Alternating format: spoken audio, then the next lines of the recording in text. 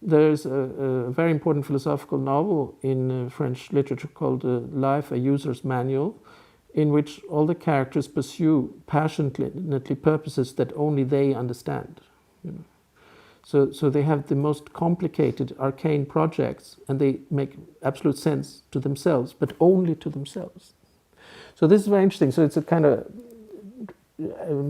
absurd argument about philosophical ethics.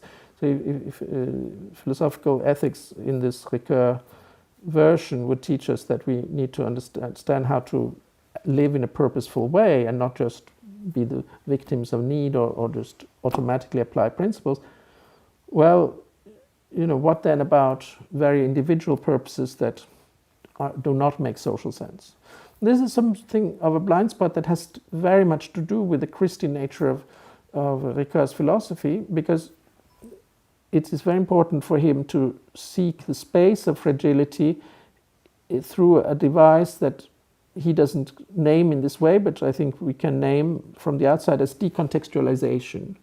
So in order to find a middle ground between a subject that is too powerful, either as a Cartesian subject of decision or a subject that sort of acquires power by finding moral principles in itself, as in Kant, to navigate between that and all the sort of external pressures of need and social norms, to have that space in between, he needs to not say too much about it.